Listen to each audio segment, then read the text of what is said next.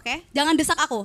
Jangan desak aku, gantian dong. Tenang, di segmen keempat aku berikan kebebasan ke teman-teman semua untuk memberikan pertanyaan kepada Pak Anies secara langsung. Tapi aku mohon kepada teman-teman, mengingat waktu yang sedikit, yang singkat, kemudian masa teman-teman ini banyak, aku tegaskan untuk setiap penanya itu hanya kita kasih waktu 1 menit. Nanti akan ada di TV, di monitor, itu 1 menit untuk kalian bertanya. Kemudian Bapak akan menjawab dan menanggapi selama 2 menit. Jadi aku mohon silakan straight to the point supaya keluh kesah masyarakat Lampung ini, terutama muda-mudi milenial, itu semuanya bisa kita cakup banyak. Oke, kita sepakat satu suara? Kita satu suara ya, sepakat ya. Sambil nunggu Bapak nih, ini jangan-jangan Bapak takut kali ya, ngelihat masa udah dicek di media sosial, waduh Bento Kopi rame. Aku mau coba tepuk tangan buat teman-teman yang berangkatnya dari Kabupaten Pesawaran. Banyak ya. Keren.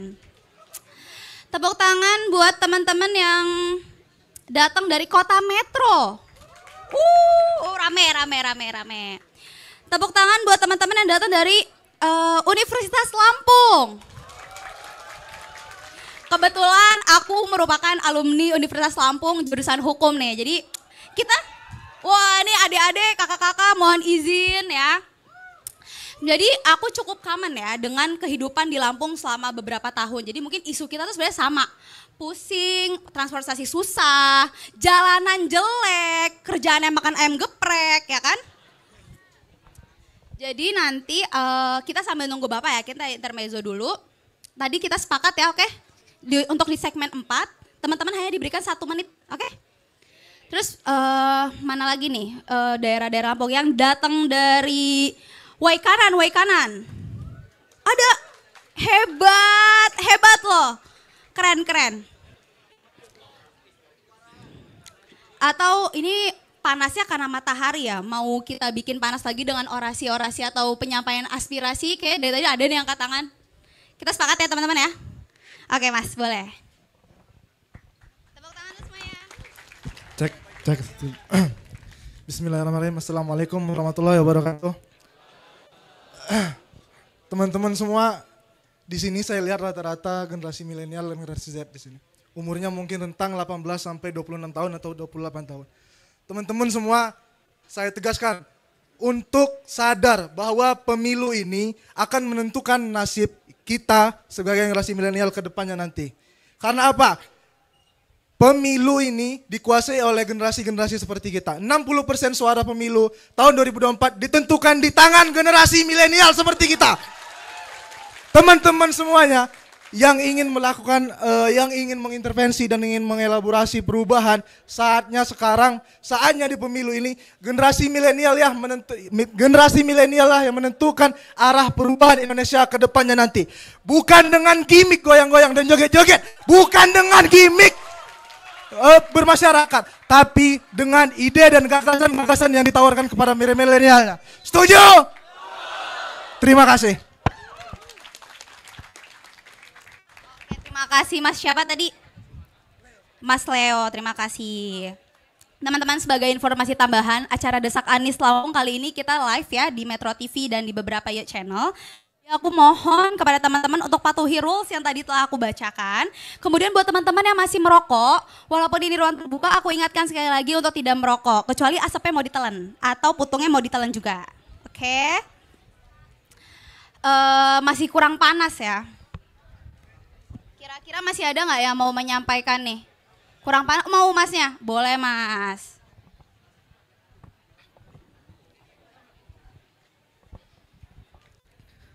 Baik, terima kasih izin semuanya dan terima kasih atas kesempatannya untuk saya berbicara di forum yang Masya Allah ramai sekali.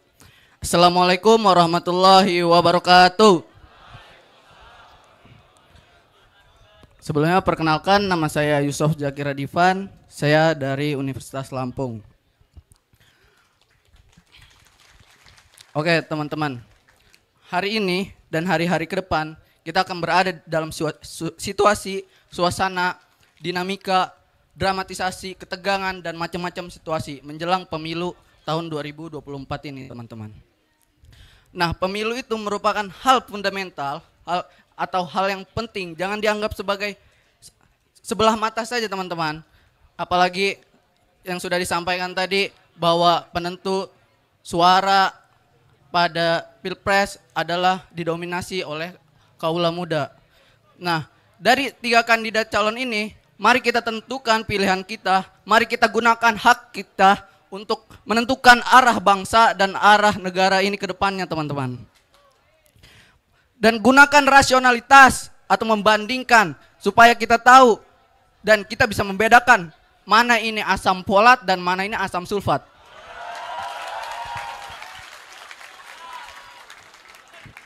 Jadi kita harus menggunakan rasionalitas, kita membandingkan 3 calon ini teman-teman. Jangan sia-siakan hak kita, jangan sia-siakan peluang kita untuk menentukan arah bangsa ke depan Indonesia ini teman-teman. Dan kita digadang-gadang akan mendapatkan bonus demografi. Bonus demografi di mana usia yang produktif akan lebih dominan ke depan. Dan jika tidak dimanfaatkan dengan baik dan tidak dimanfaatkan momentum ini oleh pemimpin ke depannya, maka bonus demografi ini akan menjadi masalah-masalah baru ke depannya untuk Indonesia ini. Maka dari itu teman-teman, desak Anies sampai sesak. Wassalamualaikum warahmatullahi wabarakatuh. Terima kasih Mas. Udah mulai panas teman-teman? Belum juga. Luar biasa. Padahal aku dari tadi ngeliat nih, kok ada yang salpok loh. Gak bahaya tah duduk di depan pakai baju Ganjar Pranowo.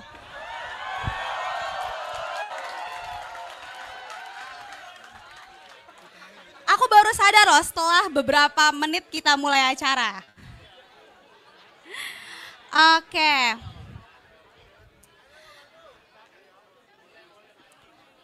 Teman-teman, aku kembali mengingatkan ya, untuk 1 menit 1 pertanyaan 1 orang, oke? Kita sepakat di segmen keempat? Sepakat? 1 menit 1 orang 1 pertanyaan kita buka. Nanti kemudian Bapak menanggapi, nanti kita buka lagi gitu Kak. Sepakat ya? Oke, kita mulai kondusif ya. Teman-teman yang duduk mungkin boleh duduk, yang nggak dapat bangku mungkin bisa berdiri, nggak apa-apa, tahan. Yang penting Pak Anies tetap terdesak. Kita satu suara ya, mendesak Pak Anies, benar? Oke.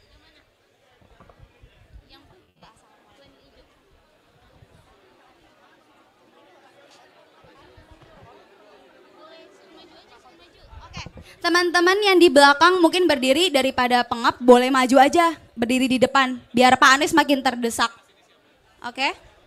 Ini konsep baru nih, aku apresiasi kepada teman-teman Ubah Bareng, dibuatin di tengah-tengah sawah. Biasanya kita tuh benar-benar di dalam ruangan biar Pak Anies tuh terdesak. Tapi ini konsep baru, aku apresiasi buat teman-teman Ubah Bareng. Tepuk tangan buat teman-teman Ubah Bareng.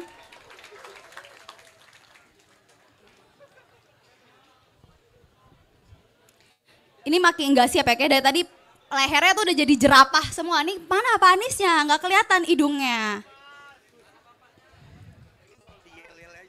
Oke, kali aku bikin jargon kali ya. Kalau aku bilang, kita pemuda ubah bareng kalian ya. Kita Indonesia ubah bareng. Kita bersama ubah bareng. Semangat? Sepakat? Sepakat ya, coba kita cek sound dulu. Kita pemuda, kita Indonesia, kita bersama. Aduh, lemes banget ini, katanya mau ngedesak Bapak. Ini Bapak yang ngedesak kita ntar, ya nggak? Oke, kita coba sekali lagi ya. Kita pemuda, kita Indonesia, kita bersama. Teman-teman, kita sepakat ya untuk mengubah bareng bangsa kita. Sepakat? Siapa yang mau keadilan dan kemakmuran boleh tepuk tangan? Siapa yang udah gerah banget mau beli rumah tapi gak punya duit? Tepuk tangan. Siapa yang pengen nongkrong tapi mahal semua, Bapak gimana? Tepuk tangan. Atau siapa nih yang gak punya uang tapi gaya hidupnya elit? Tepuk tangan. Oh gak ada ya, gak ada. Oke, kata teman kita, siapa yang mau kuliah tapi mahal? Katanya pendidikan itu jembatan, ya enggak? untuk kesuksesan. Benar, sepakat gak? Tapi harga kuliah mahal, SD mahal. Kalau nggak dikorupsi, ya nggak? Sepakat nggak teman-teman? Jadi siapa yang mau perubahan?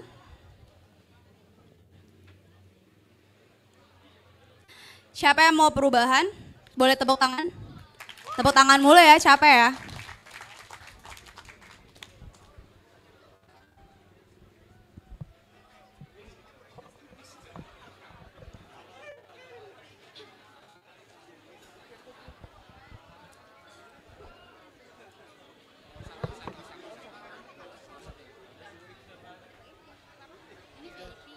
Bentuk grup lah, bentuk aktor. Gak apa-apa, gak santai aja.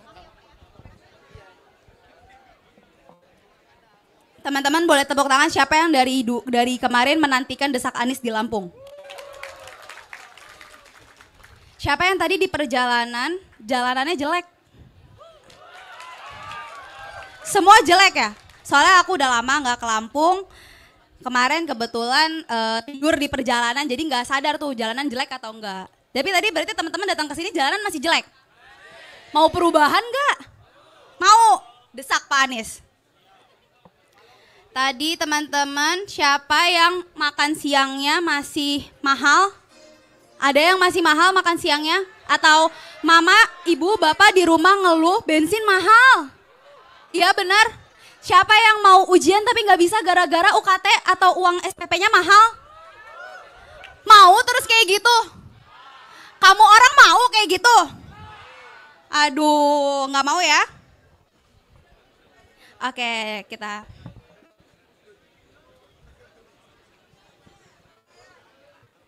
Oke teman-teman, kita tetap terus kondusif ya, menjaga kondusivitas.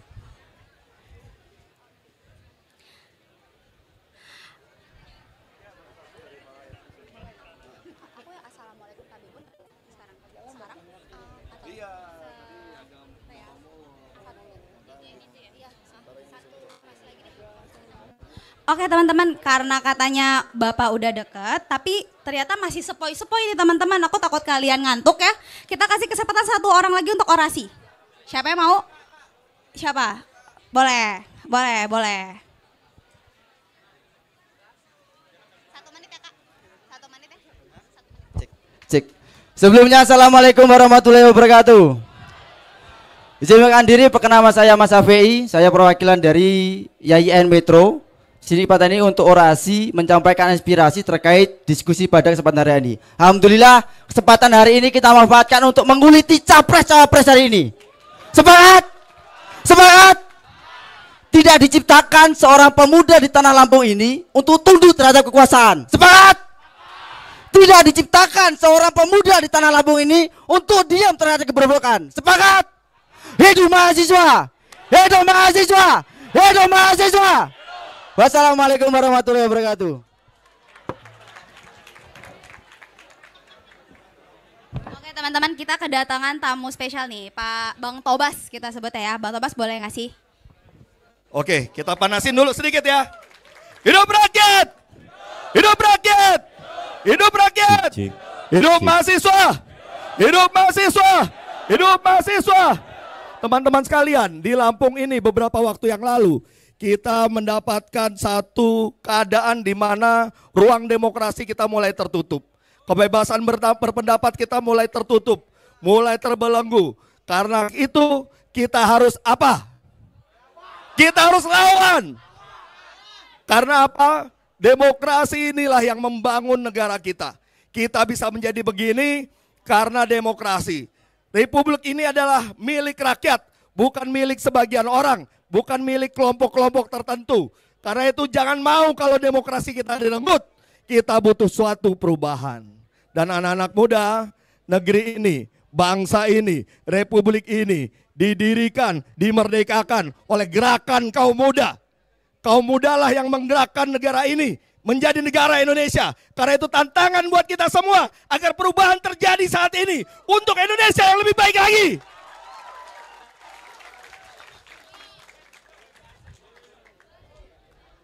Kita tidak boleh berdiam diri. Karena apa? Kalau kita diam, kita akan apa? Kita akan tertindas. Diam tertindas atau bangkit melawan? Kalau saya katakan diam tertindas, kita katakan bangkit melawan ya. Diam tertindas. Diam tertindas. Nah, itulah yang kita harapkan dari anak-anak muda di Lampung. Kita berharap perubahan akan dimulai di Lampung ini dan digerakkan oleh anak-anak muda. Kita siap? Nah, teman-teman kalian, saat ini kita akan tetap menunggu kedatangan Mas Anies. Ya, kita akan sambut nanti. Dan teman-teman, ini adalah desak Anies. Itu adalah ciri khas dari Mas Anies ya dalam format dialognya. Di mana Mas Anies ini adalah orang yang bersedia untuk dikritik. Dan sekarang sudah hadir, oke saya kembalikan kepada MC, selamat datang Mas Anies bersama semuanya.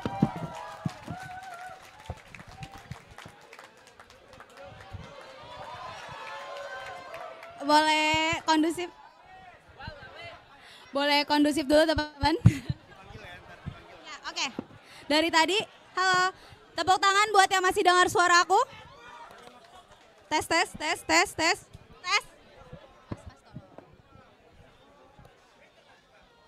Tepuk tangan yang masih dengar suara aku. Tepuk tangan dulu yang masih dengar suara aku. Tepuk tangan dulu yang masih dengar suara aku. Oke, dari tadi aku belum pembukaan formal, kita masih intermezzo sambil nunggu kedatangan Mas Anies.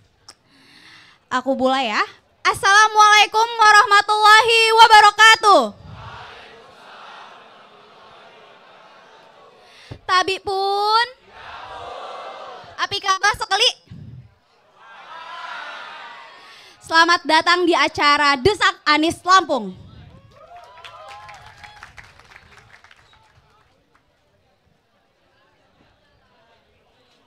Lampung ini terkenal dengan kopi ya, betul? Kalau Pak Anies katanya terkenal dengan kata-katanya manis.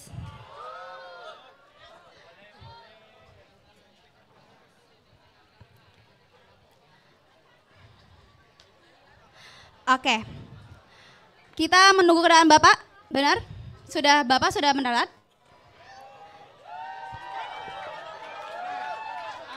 Iya, teriakin.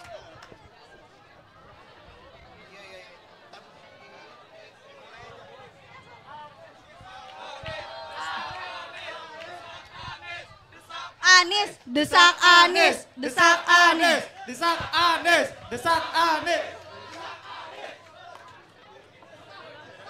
Desak Anies.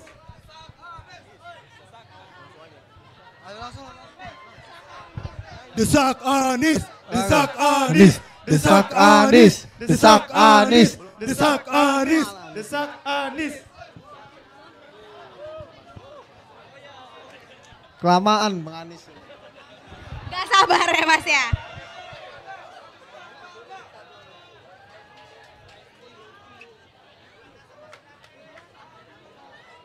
Udah gak sabar ya teman-teman mendesak Pak Anies nih demi perubahan.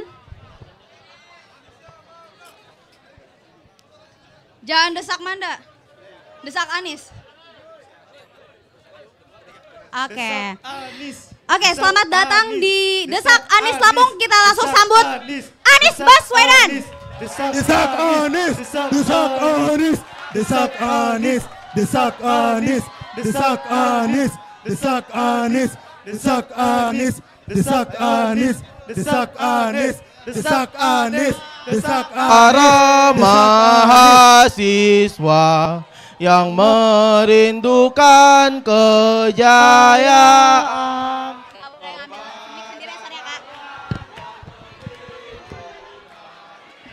Desak Anies, udah Bapak udah merapat?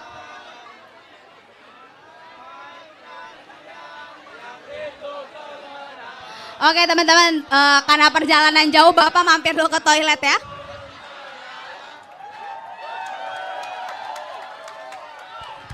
Boleh tetap kondusif teman-teman karena kita live nih. Kita live, boleh tetap kondusif teman-teman. Sabar ya, udah semangat banget nih. Teman-teman Lampung patut diapresiasi. Ini paling pecah ini.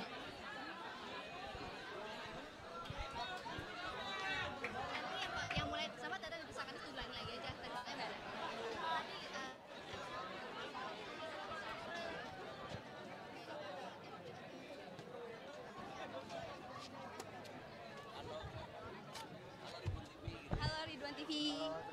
Ridwan TV.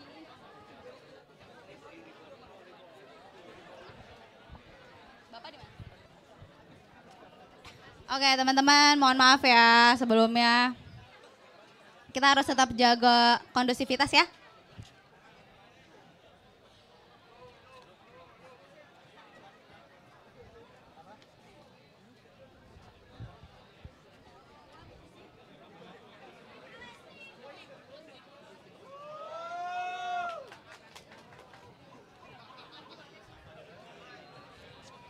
Aku nggak.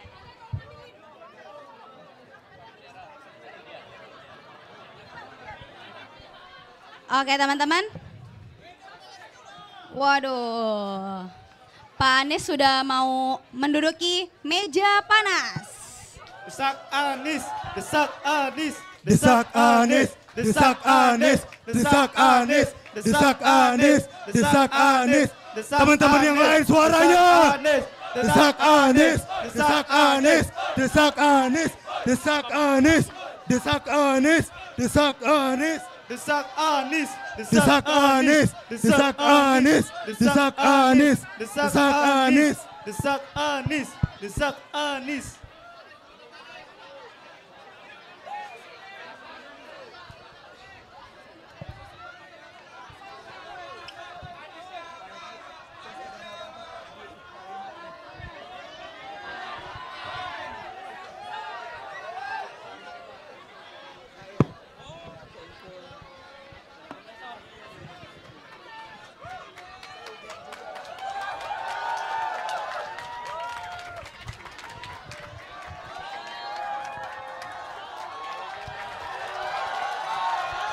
Desak Anies, desak Anies, desak Anies, desak Anies, desak Anies, desak Anies, desak Anies, desak Anies, desak Anies, desak Anies.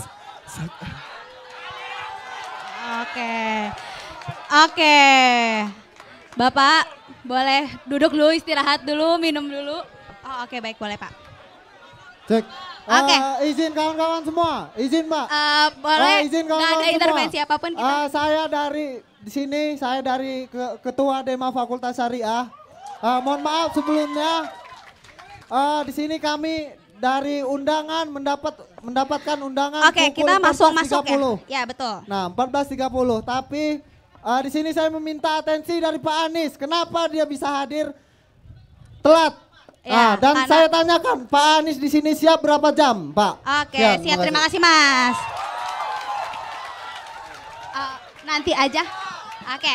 Kita mulai ya teman-teman ya, karena dari tadi udah mulai, karena dari tadi udah panas. Boleh kondusif dulu. Boleh kondusif dulu supaya bisa kita mulai, supaya bisa kita desak Pak Anies. Betul? Jawab dulu. Oke, kita mulai ya. Pak Anies, Assalamualaikum warahmatullahi wabarakatuh. Tapi pun, oke teman.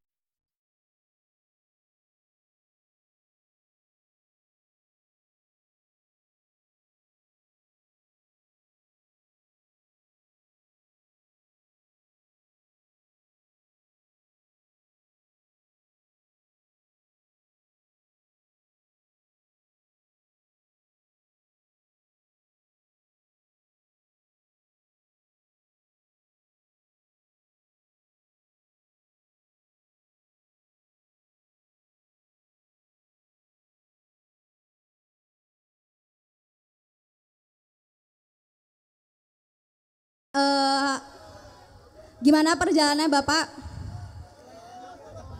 Capek ya? Perjalanannya tidak lancar.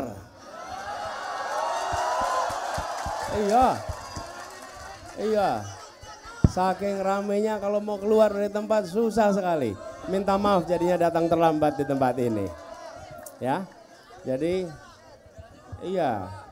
Jalannya memang jalannya rusak.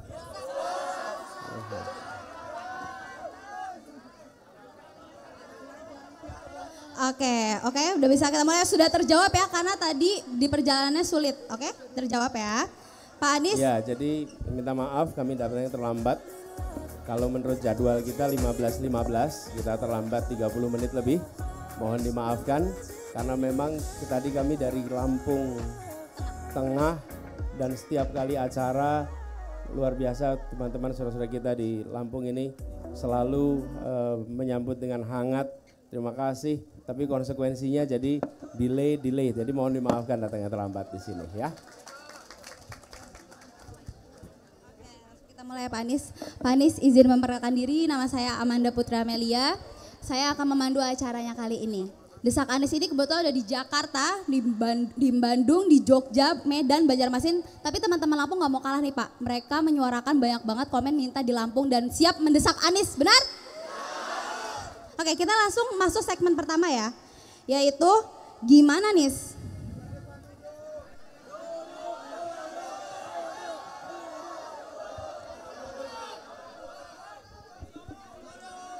Oke teman-teman, boleh kondusif dulu, kita boleh memang ramai tapi tetap harus kondusif ya, sepakat ya, tepuk tangan dulu sepakat.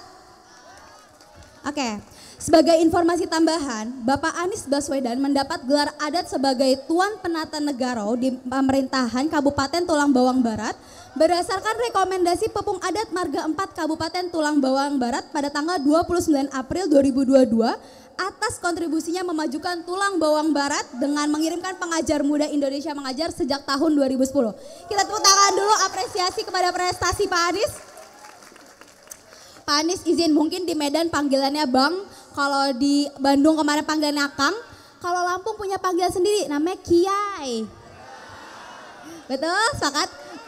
Oke, kita ke depannya panggil. Kalau Kiai laki perempuan sama? Kalau laki-laki Kiai, kalau perempuan Atu. Oke, sepakat. Aku izin manggil, apa harus dipanggil Mas Anies? Kiai aja. Kiai aja. Oke, siap. Sepakat ya kita panggil Kiai ya. Oke, langsung masuk ke pertanyaan segmen pertama. Gimana Nis?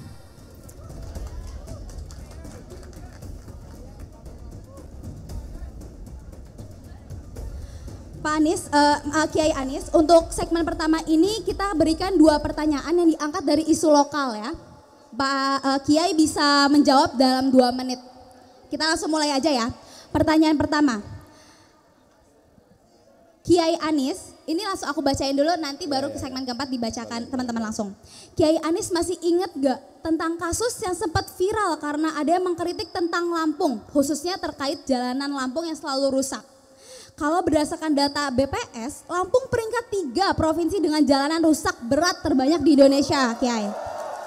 Padahal kita tahu bahwa jalan adalah infrastruktur yang penting untuk mobilisasi ekonomi di Lampung. Di Lampung itu sektor unggulannya perkebunan seperti kopi, robusta, ladang hitam, kakao dan lain-lainnya. Gimana nih solusi yang Kiai Anies tawarkan agar pertumbuhan ekonomi di Lampung tidak mengorbankan infrastruktur umum seperti jalan raya? Boleh dijawab dalam 2 menit? Ya, makasih. Saya buka data yang nunjukin persentase jalan rusak di sini. Jadi teman-teman sekalian, terima kasih soal transportasi yang tadi ditanyakan.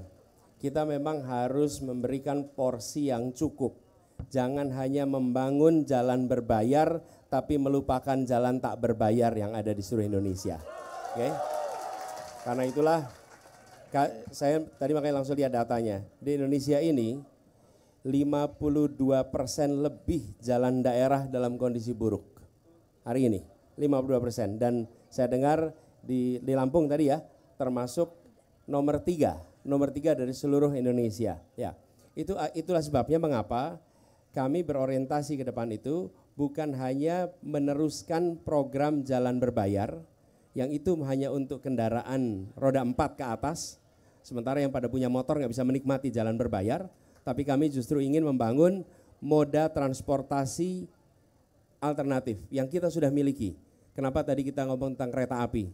Kita ingin membangun jalur kereta api, double track yang sekarang sudah ada. Sekarang ini adanya dari Bakahuni sampai Tanjung Karang 1 track sehingga 300-an kilo ditempuh dalam waktu kira-kira 9 jam. Kita berencana itu membuat menjadi double track sehingga bisa ditempuh dalam waktu yang relatif singkat, bukan hanya untuk logistik tapi juga untuk penumpang manusia.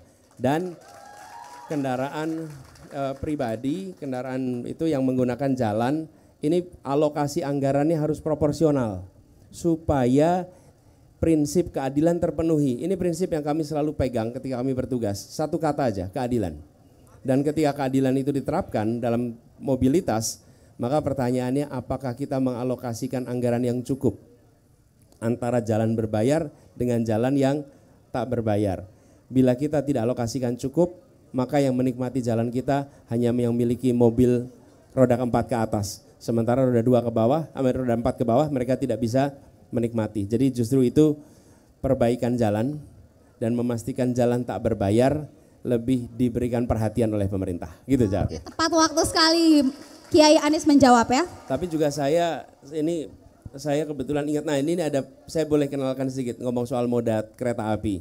Salah satu yang pernah bertugas memimpin MRT di Jakarta adalah putra Bandar Lampung Pak Aprindi. Boleh Pak Aprindi? Beliau putra Bandar Lampung, tinggal di sini. Di mana Pak? Kedaton. Tinggalnya di Kedaton. Beliau pernah memimpin MRT. MRT itu salah satu proyek kereta api di bawah tanah yang ada di Jakarta. Oke. Baik, Kiai Anies terima kasih atas jawabannya.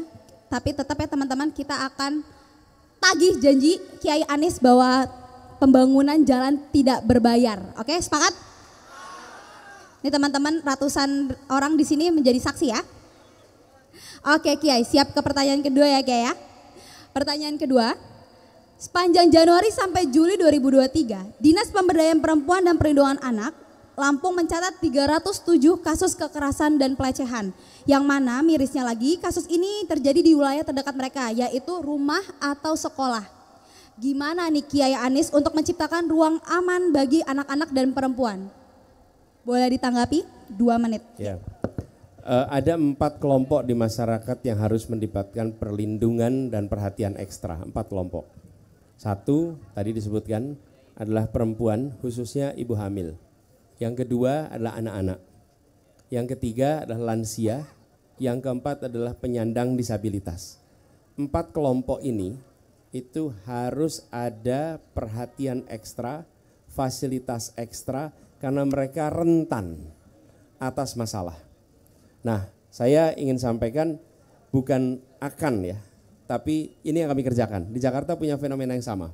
Apa yang kita kerjakan? Kita membangun 19 pos pengaduan. Dan kita membuat sebuah nomor hotline untuk siapa saja bisa menelpon bila mengalami ancaman kekerasan. Nomornya 112. Ini seperti hotline yang dikenal di barat namanya 911.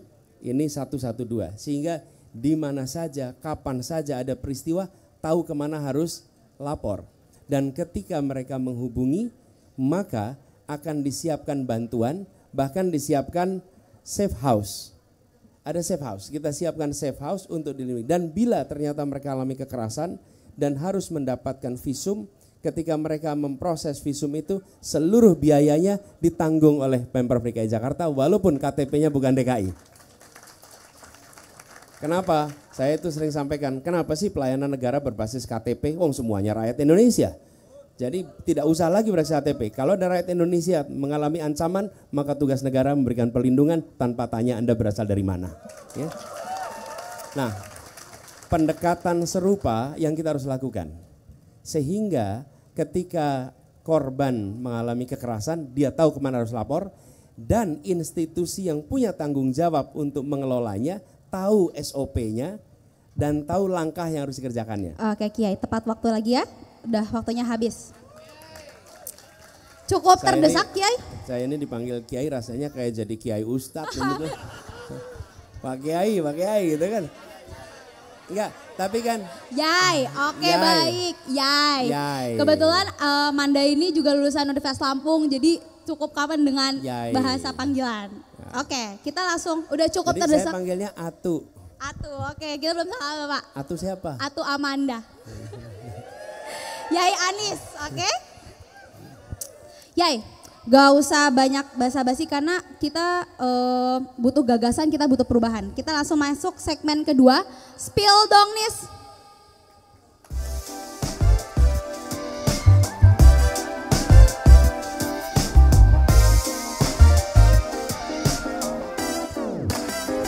Oke, Yai. Untuk informasi segmen kedua ini kita kumpulin pertanyaan-pertanyaan yang masuk, ribuan pertanyaan masuk dari media sosial. Yang pertama, Yai.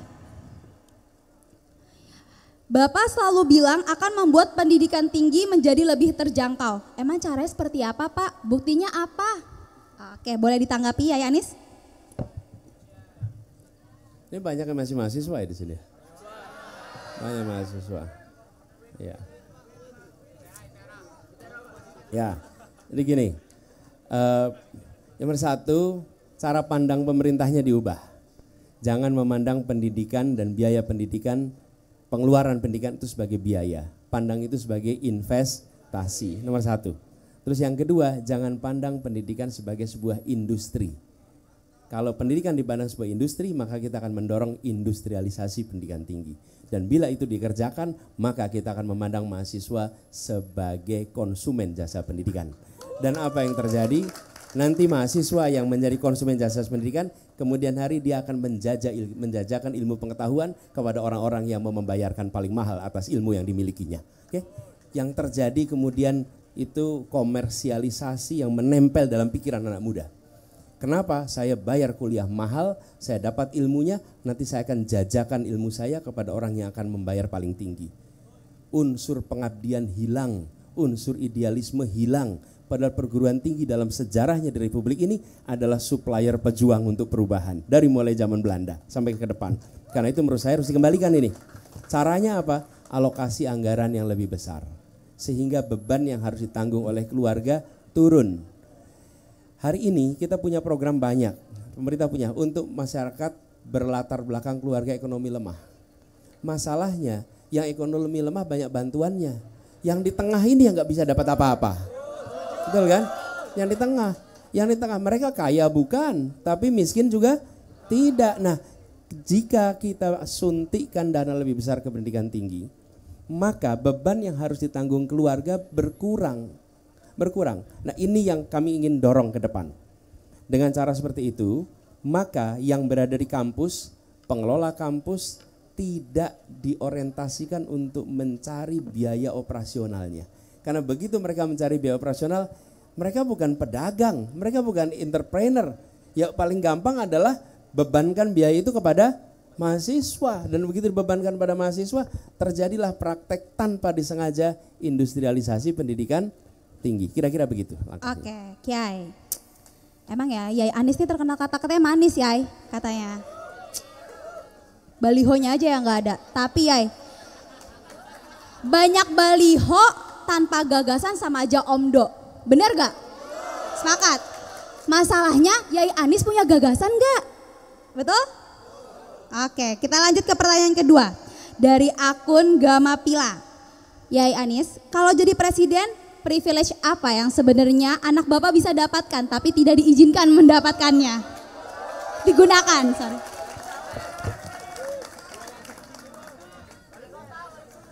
Yang jelas nggak jadi caleg gitu kan? Nggak, gini. Kalau janji bentang besok itu kan baru akan ya. Bagi yang mengatakan bebas mengatakan apa saja, yang mendengar juga nggak bisa membantah. Jadi saya mau ceritakan saja, saya pernah bertugas sebagai Menteri Pendidikan dan Kebudayaan. Dan anak saya berada di sekolah. Berada di sekolah itu artinya di bawah bidang Kementerian Pendidikan dan Kebudayaan. Tidak pernah sedikit pun saya terlibat di dalam urusan anak-anak saya di sekolah, untuk urusan apapun. Bahkan ketika mereka mendaftar ke sekolah, ya mereka daftar sendirian. Justru punya beban, kalau saya ini rasanya risih ngontak kepala sekolah, risih ngontak rektor. Dan saya ingat ketika 2016 kalau tidak salah, anak saya itu lulus SMA. Kan kalau SMA itu ada apa yang diterima langsung itu namanya? SNMPTN. Nah, dia sekolah di lab school, yang anak lab school di Jakarta yang siswanya itu banyak sekali yang diterima di SNMPTN. Dan anak saya termasuk yang tidak diterima. Okay? Dan ketika tidak diterima justru jadi berita. Dan dia tuh merasa juga, kenapa saya tidak diterima jadi berita? Dan itu merasa, kan saya nggak melakukan sesuatu yang salah gitu. Dia harus mengikuti ujian sendiri, yang ujian itu namanya SBM. Dan dia harus mengikuti ujian sendiri dengan apa, tegang. Kalau tidak, karena dia tahu bapaknya nggak akan ngebantuin. Baik, alhamdulillah anak-anak itu diterima di Fakultas Hukum UI dan alhamdulillah tahun lalu selesai kuliahnya, 2 tahun lalu. Saya nggak ikut-ikut. Jadi kira-kira gini, saya udah ceritakan yang saya kerjakan kemarin. Jadi kira-kira besok ya akan sama dengan kemarin. Bapaknya tidak akan memberikan fasilitas ekstra untuk anaknya, gitu ya. Oke, terima kasih Yai Anis. Cukup puas teman-teman? Puas dengan jawaban Yai Anis? Jadinya mau mendesak atau mau perubahan? Desak untuk perubahan ya. Ini teman-teman Lampung luar biasa pertanyaannya Anis. Oke, masuk ke pertanyaan ketiga. Pengen masuk PNS agar hidup stabil, tapi ketika saya cek gaji PNS timpang banget antara yang Kemen Sultan versus Kemen Jelata. Apa solusinya Yai Anis? Tolong nih masyarakat teman-teman milenial nih pusing Yai. Mau nikah tapi nggak ada duit, pekerjaan sulit, gimana dong? Gaya hidup elit, aduh Yai. Gimana nih Yai? Itu yang Tolong terakhir dijawab itu ya. masalahnya. Memang ada ya istilahnya itu ya. Kemen Sultan sama Kemen Jelata, Kemen non Sultan. Ya, jadi gini kalau saya melihat berada di dalam pemerintahan memang harus bekerja atas nama negara dan sudah saatnya juga ada kesetaraan di dalam pemberian remunerasi. Nah, remunerasi ini ada gaji dan ada tunjangan. Nah, tunjangan kinerja sudah seharusnya disambungkan dengan kinerja. Kalau gaji memang berdasarkan pada pangkat jabatan. Tapi kalau tunjangan kinerja, tukin, kalau di daerah namanya TKD, itu tidak boleh sesuatu yang dianggap sebagai hak begitu saja. Dia hak yang diberikan bila ada kinerja. Nah, menurut hemat saya, ke depan tukin ini yang bisa ditingkatkan dengan ada ukuran kinerja bagi ASN. Dengan cara begitu, maka publik merasakan manfaatnya dan bagi ASN mendapatkan kesejahteraan yang lebih baik dan antar kementerian disetarakan. Jangan ada yang sultan dan non sultan lagi. Ini katanya desak Anis tapi terjawab semua. Gimana dong? Itu dari Lampung tadi. Ini dari teman-teman pertanyaan teman-teman dari Lampung. Jadi kita kolek Sosmed. masuk 1000 lebih komen. Ini salah satu kita filter yang ini. Oke, masuk ke pertanyaan yang keempat ya, Yai Anis. Anggaran APBN untuk IKN di 2023 adalah 29,4 triliun. Sedangkan untuk membangun rel kereta Trans Kalimantan sepanjang 2.428 km di 2017 adalah 22,9 triliun. Berapa? 22,9 triliun. Nah, menurut Yai Anis, gimana ini lebih baik yang mana, Yai? Trans Kalimantan. Se-Kalimantan. Trans Kalimantan sepanjang 2.428 km. 2428 km. Gimana nih Yai? Ya, ini sebenarnya yang sering saya ungkapkan. Sebenarnya bukan soal kita punya ibu kota baru atau tidak, tapi timingnya. Di saat kita masih punya kebutuhan-kebutuhan mendesak yang penting dan anggaran kita masih kurang, maka mengalokasikan anggaran untuk membuat sebuah kota baru yang akan dipakai oleh penyelenggara negara, bukan dipakai oleh rakyat kebanyakan. Yang akan di situ penyelenggara negara. Menurut hemat kami, anggaran lebih baik dipakai untuk hal-hal yang beri manfaat bagi orang banyak. Kalau anggaran yang sama, saya malah kaget ini, saya baru lihat 29 triliun untuk tahun 2023, kalau membangun kereta berapa tadi? 22,9 triliun. Itu untuk berapa kilo? 2.400 km dibangun jalur kereta Kalimantan antar kota-kota. Menurut saya itu lebih besar manfaatnya bagi rakyat di Kalimantan. Lebih besar manfaatnya. Jadi ini bukan soal bangga kita punya kota baru, bukan. Uang ini mau dipakai untuk siapa? Yang nanti akan merasakan uangnya. Begitu ada jalur kereta api. Hari ini seperti contoh ya. Kalau Anda tinggal di Pontianak, terus mau pergi ke Banjarmasin. Itu satu sama-sama di Kalimantan tuh. Harus kemana dulu? Jakarta dulu. Dari Jakarta terus ke Banjarmasin. Atau ke Surabaya Banjarmasin. Contoh lagi, kalau Anda di Balikpapan, mau ke Palangkaraya, harus lewat mana? Surabaya atau Jakarta. Jadi semuanya harus ke Jawa dulu. Apa sulitnya membangun transportasi umum yang bisa menyambungkan kota-kota itu daripada kita menghabiskan di satu titik sebuah kota, gitu menurut saya. Oke, Yai. Tapi kita nih butuh presiden, Yai, bukan penyair. Emang jago ya merangkai kata-katanya, bahkan waktunya belum habis udah terjawab selesai. Ya sepakat? Butuh presiden? Betul, bukan butuh pujangga, bukan butuh penyair? Oke, dari tadi kita Pak Yai Anis sudah terdesak. Tambahin dikit boleh nggak? Apa tuh, Yai? Lebih baik daripada ditanya apa-apa dan diam terus.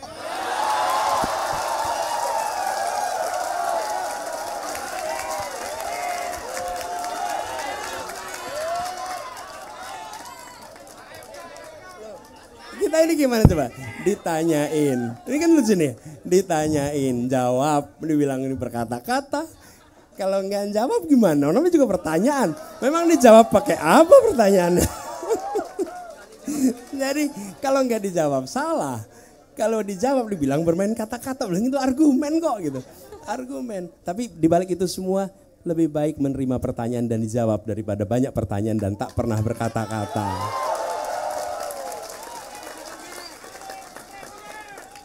Kayak ini jadinya nggak terdesak ya Bapak ya? Bapak terdesak, Yai Anis terdesak nggak nih? Tergantung atu. Yai, untuk konsep desak Anis kali ini lumayan beda ya. Kita di tengah-tengah sawah sekarang. Biasanya kita di dalam ruangan sempit ya. Ini sawah ini ditanam padinya sama masyarakat Lampung langsung ya. Yang ingin harga ekonomi itu stabil. Perekonomian itu stabil, pertanian stabil. Betul teman-teman sekali? Jadi ya mohon nih teman-teman Lampung tuh udah bosen banget untuk labeling kota begal ya katanya. Bosen ya teman-teman ya, kota begal. Kota begal tuh sangat identik dengan kota Lampung. Jadi apakah akan ada nih Yai? Akankah hilang ya label itu? Dari tadi kita serius banget ya Yai. Aku aja jadi Atu jadi gerah sendiri. Kita kali masuk segmen ketiga ya. Serius amat Nis.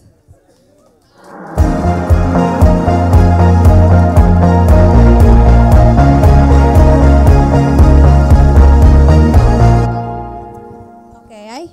Oh, haus. Mulai terdesak kayak teman-teman. Padahal kita masuk ke yang asik-asik dulu nih. Yai masih semangat, masih kuat menjawab desakan-desakan teman-teman sekelik Lampung? Bismillah, amin.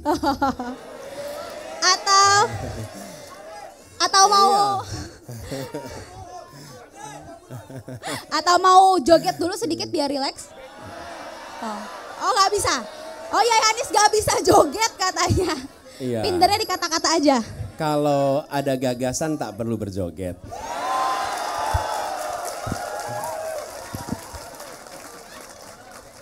Berat ya, jadinya Atu yang terdesak ini. Aduh. Oke Yai, aku izin berdiri ya. Mungkin Yai kalau duduk capek gak apa-apa. Ini kita yang bercanda-canda dulu ya teman-teman ya. Tapi tetap ini dikolek dari teman-teman Lampung Yai. Pertanyaan pertama, anak muda ini perlu hiburan. Tapi kenapa tiket konser mahal banget ya? Apalagi kalau ada artis di luar negeri. Gimana Yai biar konser murah Yai? Semangat sekali.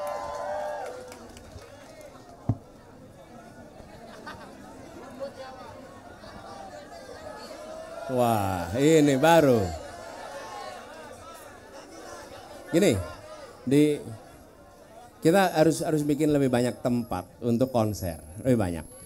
Dan kita waktu itu di Jakarta bangun namanya Jakarta International Stadium. Oke. JIS itu dibangun sebagai sebuah bangunan yang bisa ditutup atasnya sehingga hujan dan panas sekalipun itu bisa digunakan. Nah, konsepnya bukan hanya untuk olahraga, tapi juga untuk kegiatan seni. Saya pernah 2 kali nonton konser di sana, Dewa sama Niji di situ. Saya nonton dan harga tiketnya terjangkau.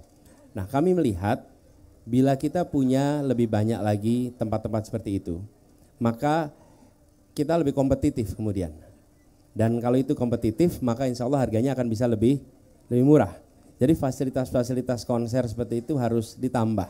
Saya sendiri melihat olahraga, kegiatan seni, itu bukan semata-mata sebagai olahraga atau seni saja. Itu adalah sebuah tempat event yang mempersatukan. Karena ketika datang kedatang sebuah konser, maka latar belakang apapun semua akan menikmati dengan suasana kegembiraan yang sama. Itu perasaan itu gak bisa dibeli pakai rupiah. Itu adalah suasana yang luar biasa. Jadi satu itu. Kemudian yang kedua yang terkait dengan segala macam pajak untuk masuk. Kenapa? Karena pendapatan yang bergerak dari perekonomian ketika ada sebuah konser itu ribuan orang datang. Itu menggerakkan perekonomian dan pemerintah bisa dapat pajak yang lebih besar daripada pajak yang terkait dengan datangnya artis. Kalau itu bisa kita kerjakan, kita akan kerjakan itu untuk mengurangi biayanya. Luar biasa ya. Coba sekelik tepuk tangan di sini siapa yang ketemu ayangnya di konser? Oh malu-malu kucing, nggak ada jadinya. Ketemu mantan, aduh ibu. Jadi sepakat ya, Kiai Anies ini sepakat untuk membangun infrastruktur lebih ya, terutama tempat-tempat yang kesenian untuk supaya lebih murah ya, Yai. Jadi kita tunggu aja kali ya kapan dibangun stadionnya untuk Lampung. Atau GOR untuk Lampung, Yai. Karena aku kebetulan kuliah di Lampung, Universitas Lampung, mau olahraga tuh sulit Yai, karena jalanannya pakai batako. Kalau mau ke GOR jauh, mahal, dekat kampus gak ada. Jadi gitu Yai. Katanya GOR-nya bagus di sini. Wah, bener gak nih? Ini yang masyarakat lokal bener gak nih? Digusur. Oh.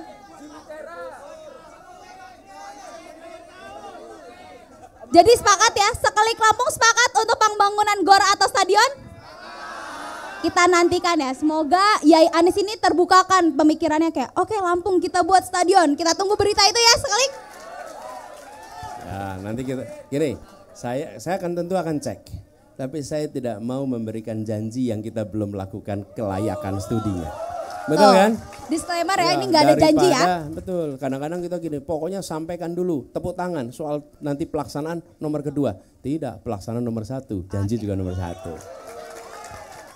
Ini disclaimer bukan janji Yai Anies, cuman kita berdoa untuk pembangunan Lampung Stadion, oke? Amin. Jadi setiap kali ada harapan, amin aja dulu. Oke. Iya, amin aja dulu. Lanjut Yai Anies. Mudah-mudahan nanti punya stadion yang bagus. Amin. Bisa buat konser. Harganya murah. Oke, lanjut ke pertanyaan kedua. Nih seru ya, jadinya jadi happy pembawaan yang gak terdesak ini, aduh.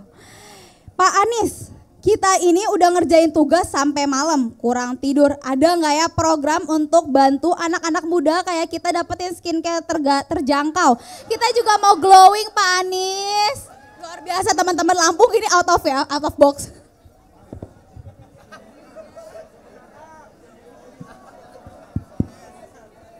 Atau biasanya pakai apa? Air wudhu Yai. Waduh, jawabannya akhlak betul nih. Gini, saya pernah datang ke X Beauty di Jakarta. Ada yang pernah datang belum ke X Beauty? Belum, pameran X Beauty. Yang perempuan mungkin ibu-ibu pernah datang. Itu adalah sebuah pameran produk-produk Indonesia. Dan mempesona. Kenapa mempesona? Karena muncul brand-brand lokal yang memiliki kualitas setara dengan brand internasional, tapi harganya jauh lebih murah. Jauh lebih murah. Karena itu saya menganjurkan kepada semua, jangan hanya melihat made in Indonesia. Made in Indonesia bisa saja. Nike itu made in Indonesia, Adidas made in Indonesia. Masalahnya dia bukan brand of Indonesia. Bukan brand Indonesia. Sehingga dia sesungguhnya brand luar diproduksi di dalam negeri. Yang kita harus dorong adalah brand of Indonesia bisa menjadi tuan rumah di negeri kita sendiri. Nah ini saya ingin sampaikan buat teman-teman. Jadi yang memerlukan skincare, saya anjurkan gunakan brand Indonesia. Harganya adalah harga yang sangat ekonomis dan tidak kalah dengan produk-produk internasional. Produk luar itu menang tenar. Kalau udah lihat hasilnya, kurang lebih. Dan pada akhirnya kalau pengalaman kalian lihat ya, istri saya beli, anak saya beli, terus mereka pakai. Terus sesudah mereka pakai apa yang terjadi? Mereka kemudian menggunakan produk-produk lokal itu seterusnya. Kenapa? Karena mereka merasakan itu jauh lebih murah dan kualitasnya sama. Kan kalau ditanya, mau nggak pakai yang murah tapi kualitasnya rendah? Enggak. Kalau kualitasnya turun, mereka nggak akan pakai. Tapi karena kualitasnya bagus. Jadi buat yang apa tadi kecapean gitu. Kita kan begadang ya, break out ya cewek-cewek perempuan ya. Belum lagi kalau saya anjurkan belanjanya kosmetik yang brand of Indonesia. Oke, tepuk tangan. Jadi memang untuk salah satu memajukan pendapatan ya kita harus mendukung lokal ya, brand lokal. Ini karena memang asik-asikan, ini lebih lucu lagi nih Yai. Pertanyaan terakhir nih dari segmen ketiga. Yai, Pak Anies ada BPJS untuk hewan peliharaan kayak kucing gak ya? Tapi memang benar di Lampung ini banyak banget kucing ya. Ini lucu nih teman-teman, Lampung patut diapresiasi banget. Kalau gitu nanti saya di rumah punya 4 kucing, daftarin BPJS semua tuh nanti 4-4-nya. Iya, tapi ya memang kita harus merawat hewan. Menurut saya di semua tempat harus ada rumah sakit untuk hewan yang memadai. Kami mengalami 3 minggu lalu kami punya kucing, satu kucing namanya Lego. Lego itu kakinya 3. Kaki 3 bukan karena lahir, tapi ketika masih kecil ada yang menyiksa sehingga kakinya itu rusak, sehingga harus diamputasi. Lalu kami adopsi, tinggal bersama kami. Nah, kira-kira 3 mingguan yang lalu dia berkelahi dengan kucing tetangga. Dan ketika berkelahi dengan kucing tetangga itu pulang sudah berdarah-darah dan darahnya banyak sekali, berdarah banyak. Lalu sampai akhirnya dibawakan ke rumah sakit hewan di Ragunan. Ragunan itu ada kebun binatang sekaligus tempat rumah sakit hewan, dirawat di situ sampai dirawat hampir seminggu itu dirawat di sana untuk recovery. Jadi memang kenyataan itu ada, tapi saya nggak yakin kalau itu perlu BPJS. Menurut saya itu perlu ada rumah sakitnya, tapi bukan BPJS-nya, karena saya ngebayangin BPJS unit kucing gitu, agak repot nanti itu. Tapi saya setuju konsepnya bahwa kita harus menyelamatkan makhluk, apalagi makhluk yang peliharaan kita, sebagaimana kita menyelamatkan saudara-saudara kita sendiri, gitu ya. Ini kayak bukan desak Anies, lebih ke desak Manda, soalnya saya jadi bingung ya, jadi bingung ini harus mendesak seperti apa. Pertanyaannya udah panas tapi jawabannya santai banget. Luar biasa ya Pak Yai Anies ya. Oke, cukup tapi kali ya seru-seruannya, pencitraannya cukup ya, karena di sini tadi balik lagi kita carinya presiden, bukan pujangga, bukan penyair. Acaranya juga namanya Desak Anies. Jadi teman-teman di sini kita kayak masuk ke segmen keempat, tanyain Anies.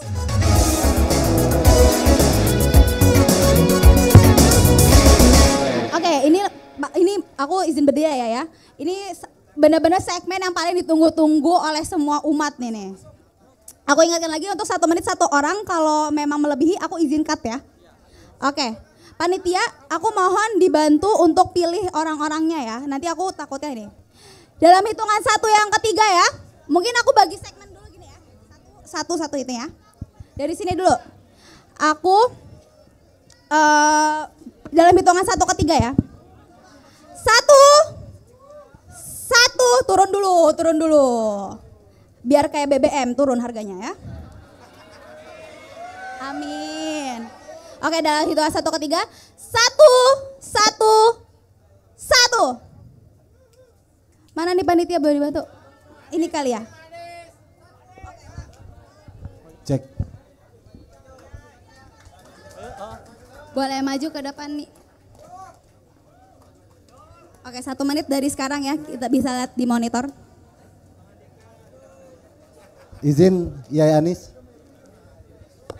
Saya Yan Barusar dari Lampung Demokrasi Studies. Yang ingin saya tanyakan pertama itu terkait dengan Lampung ini mayoritas petani Pak Anies. Tapi hampir setiap generasi yang masyarakat itu tidak pernah merasakan kesejahteraannya.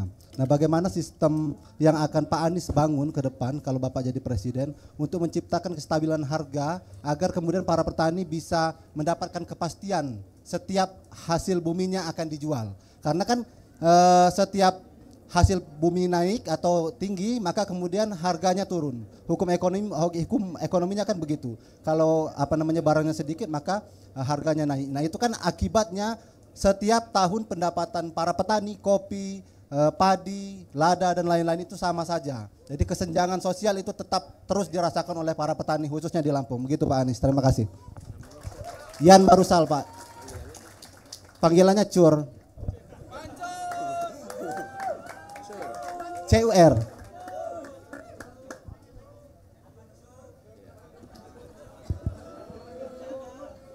Siap. Oke, Yai 2 menit dari Saya sekarang. panggil Yai Cur ya.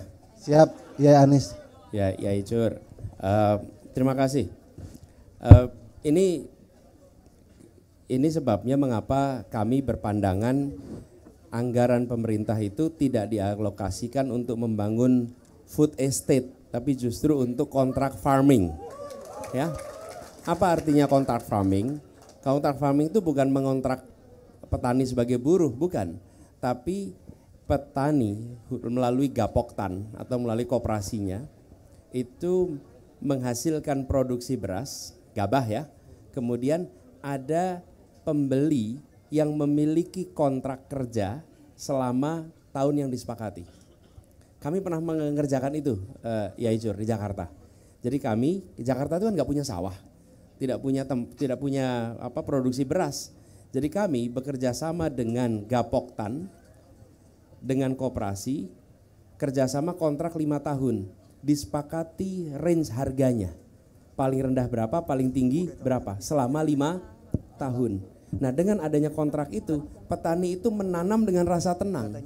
Karena dia tahu sudah akan ada pembeli. Dan kami di Jakarta tidak khawatir karena kami tahu kami akan dapat pasokan dengan harga yang range-nya sudah disepakati. Lalu bagi petani, adanya kontrak itu, dia bisa mendapatkan kredit untuk mekanisasi pertanian.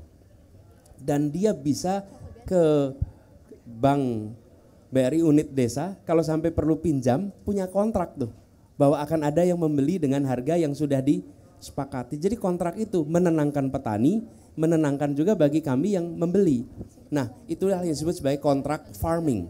Bila itu kita kerjakan di berbagai wilayah Indonesia, maka petaninya tenang, konsumennya juga tenang, harganya juga stabil, dan mata rantai yang panjang itu bisa dikurangi karena langsung. Oke, Jadi itu Yai salah Anies, satu waktunya solusinya. habis, cukup ya? Cukup, nggak boleh ditanggapin lagi ya? Oke, salaman lu biar damai. Oke ya, biar karena banyak banget nih, banyak banget. Nanti kita sabar, kita ambil sisi kiri dulu ya teman-teman ya, seklik. Untuk disclaimer, Desak Anies ini memang ditujukan acara untuk anak milenial, tapi bukan buat nyari suara biar ngedukung Yai Anies. Makanya Yai kalau Yai perhatiin di sebelah kiri ada yang pakai kaos Ganjar Pranowo Yai. Kita undang ke depan ya Yai, Mas bersedia nanya? Oke.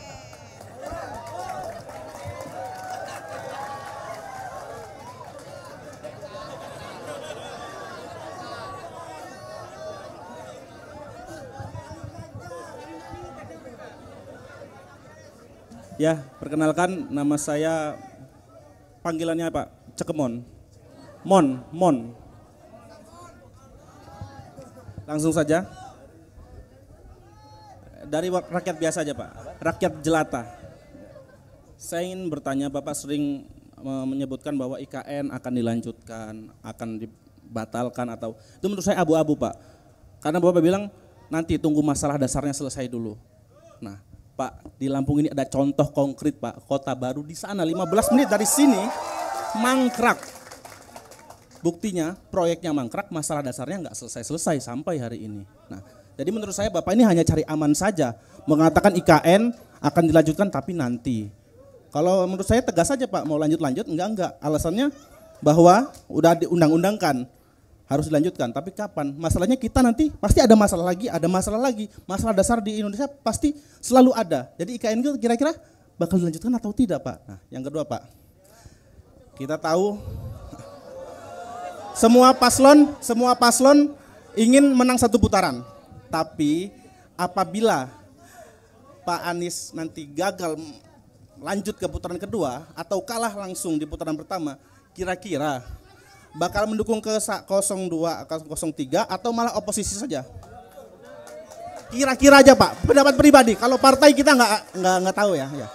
Ya itu saja, terima kasih.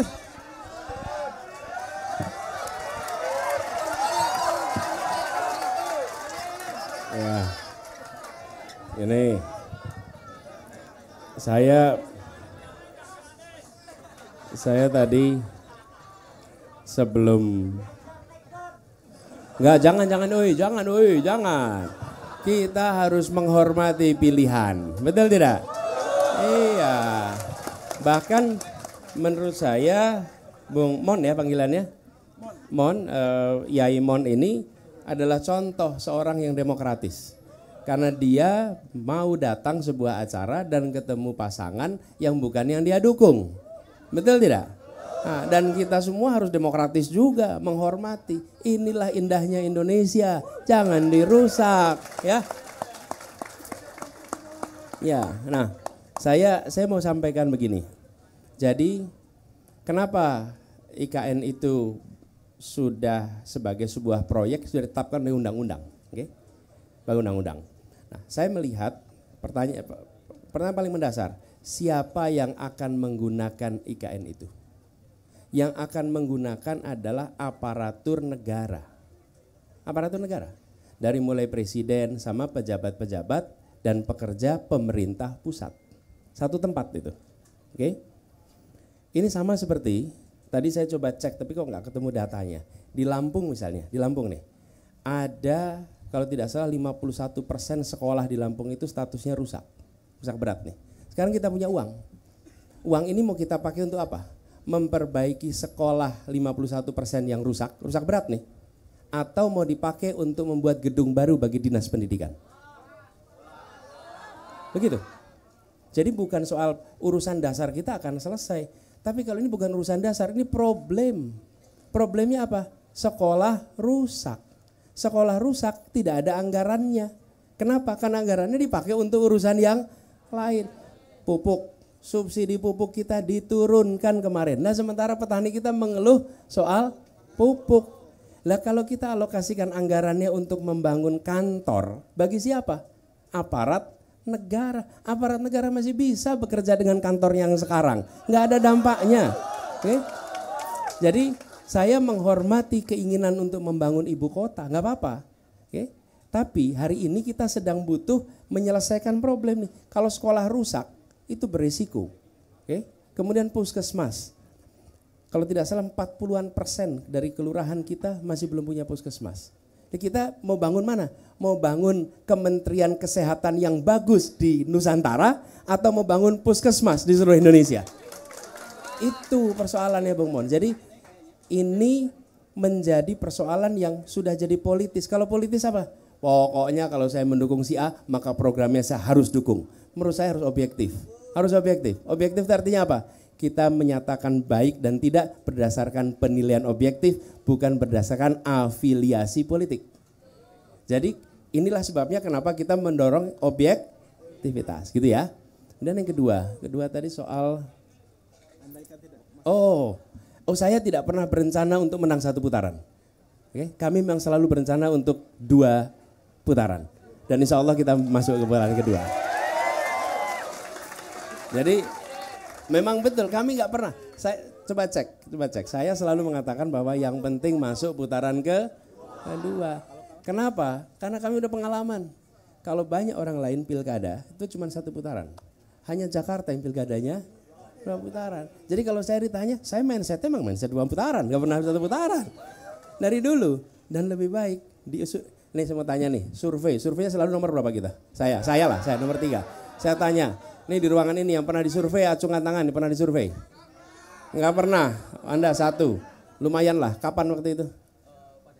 Agustus, sekali 1 orang di sini yang pernah disurvei. Alhamdulillah untung ada yang disurvei 1 orang nih. Okay. Kami selalu disurvei nomor 3, dulu di Jakarta juga begitu. Terus menerus disurvei nomor 3. Pas pilkada, nomor 2 dulu.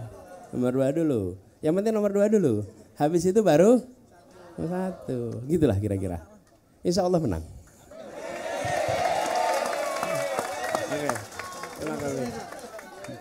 Kita beri tepuk tangan untuk Yai Mon ini. Makasih. Oke, luar biasa memang. Kiai Mon kalau nanti berubah pikiran gak usah diumumkan. Gak usah diumumkan. Gak usah diumumkan. Ya, kalau diumumkan nanti repot beliau ya. Jangan, gak usah diumumkan. Ya izin, ini baru 2 pertanyaan di segmen keempat, udah mulai panas ya. Izin nanya dulu sebelumnya teman-teman. Yai udah makan? Tadi sebelum perjalanan sudah makan? Sudah ya, takutnya asam sulfatnya naik. Asam lambung, sorry yang naik. Asam lambung ya.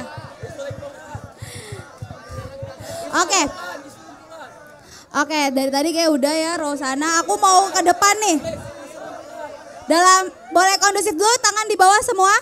Dalam kondusif dulu, tangan di bawah semua. Hitungan 1 yang ketiga. 1. Tangan di bawah dulu, tangan di bawah dulu. 1. Tangan di bawah dulu. 1.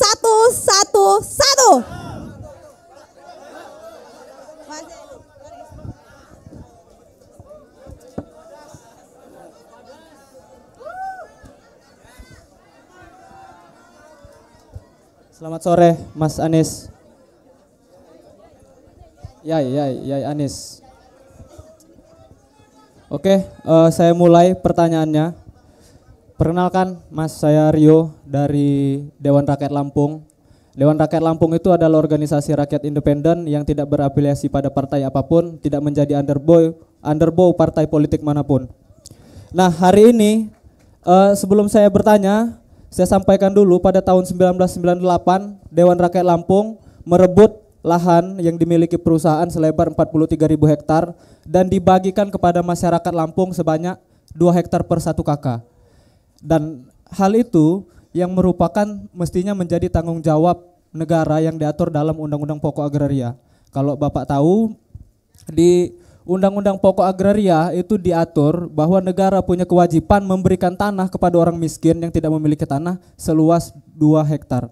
Nah, tapi satu-satunya undang-undang yang berpihak pada rakyat kecil, berpihak pada masyarakat miskin itu tidak pernah direalisasikan secara maksimal oleh pemerintah.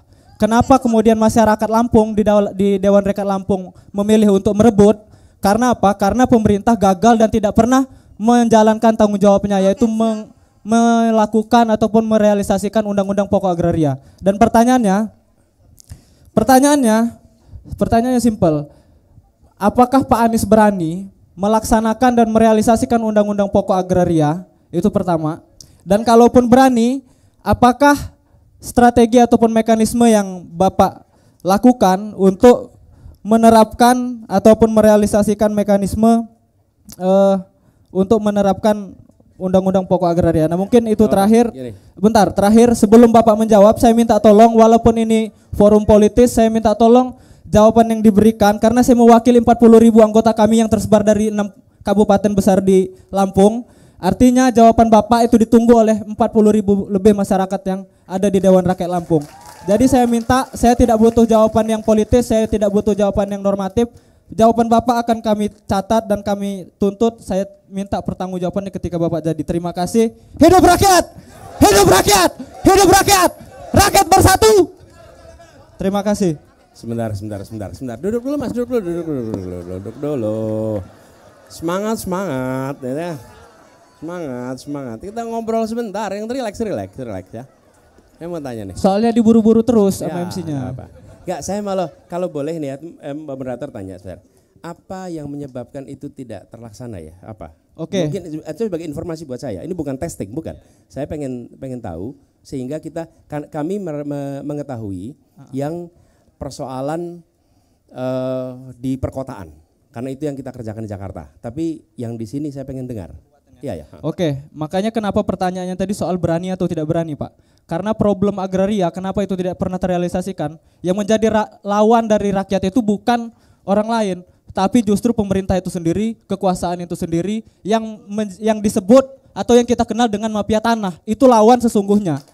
Kenapa Undang-Undang Pokok Agraria itu tidak pernah terrealisasikan?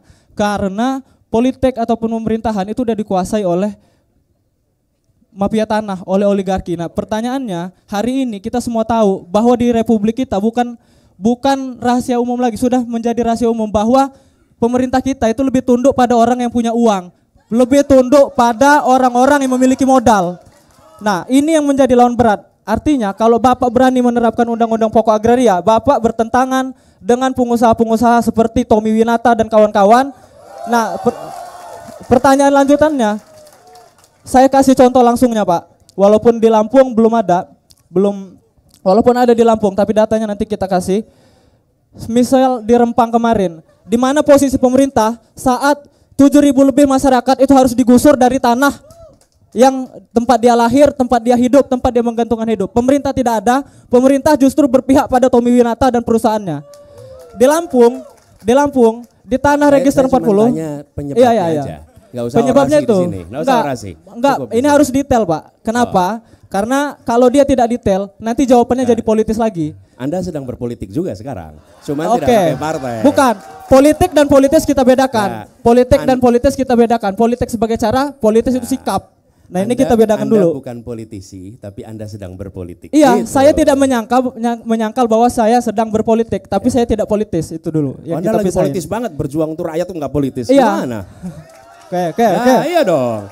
Oke, gitu Pak. Jangan pernah malu untuk mengatakan ini perjuangan politik, karena sesungguhnya perjuangan politik. Udah cukup. Oke, silakan. Itu sekarang tadi Pak. Jawab, ya. Apa ya Pak ya? Ingat kan Gini, apa tadi kisi-kisinya? Saya ingin sampaikan. Kalau ya teman-teman nih. Tadi dibilang tuh. Saya tidak berencana untuk memerangi pihak manapun. Saya berencana untuk menegakkan keadilan. Saya berencana untuk menghadirkan keadilan. Jadi tidak dimulai dengan, oh saya harus memusuhi si A, saya harus memusuhi si B. Tidak, tapi berencana menegakkan keadilan.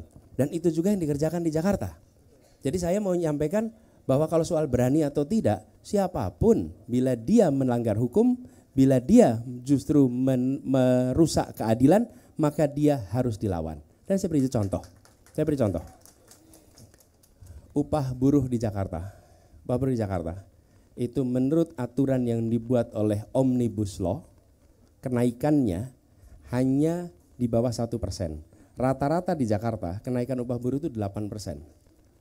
Saya sebagai gubernur, kalau kita mengikuti aturan ditetapkan oleh Omnibus, maka saya hanya memberikan kenaikan itu di bawah 1%. Apa yang dikerjakan? Kami membuat aturan di mana kenaikannya sesuai dengan yang ada selama ini. Itu berhadapan dengan semua korporasi di Jakarta. Oke? Tapi apa yang dikerjakan? Kami ingin menghadirkan rasa keadilan. Ini bukan soal melawan perusahaan atau tidak. Kita tidak perlu menjadi pembenci satu orang, dua orang. Tapi kita harus memperjuangkan keadilan. Nah, jadi dalam konteks itu, insya Allah kita akan tegakkan keadilan. Kita jalankan reform. Dan kami melakukan di Jakarta dengan gugus tugas, kita membentuk gugus tugas untuk reformasi agraria.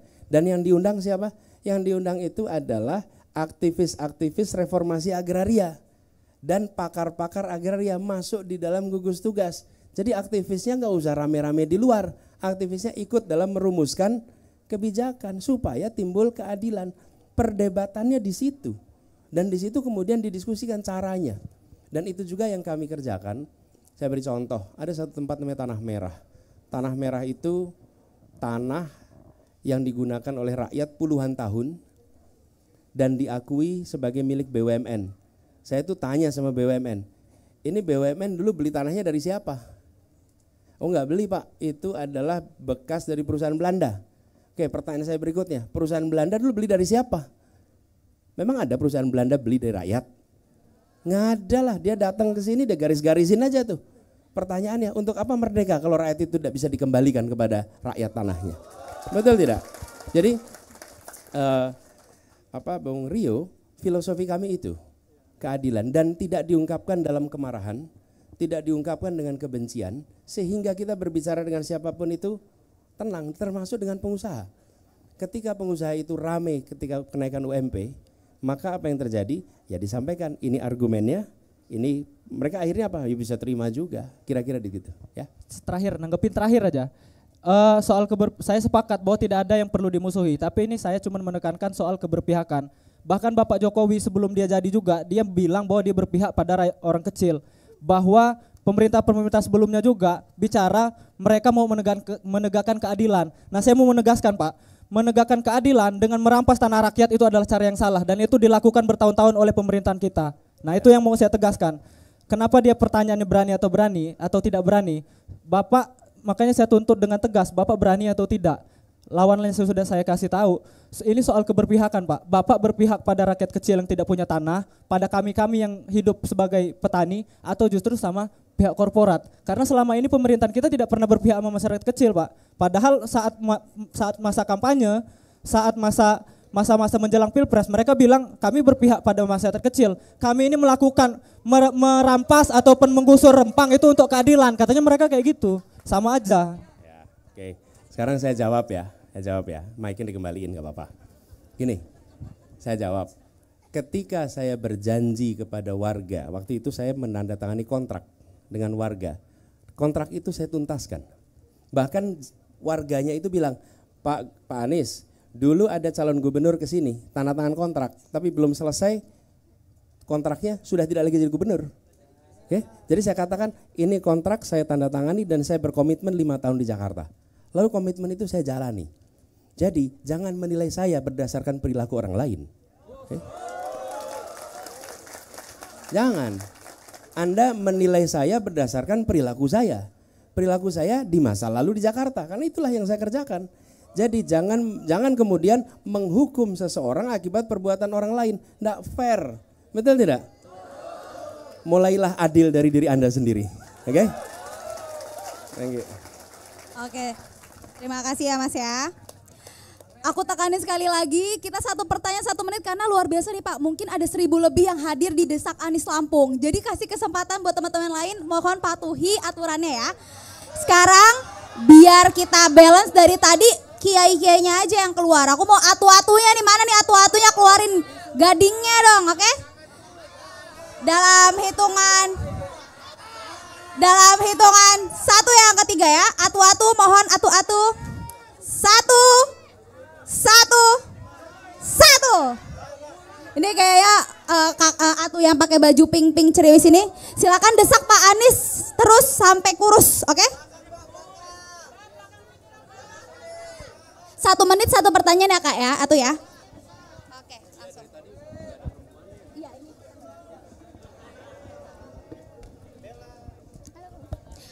Selamat sore Pak Anies. Kiai Anies gitu. Perkenalkan, nama aku Bella Sardio. Aku di sini sebagai karyawan salah satu di perusahaan media bernama Lampung G.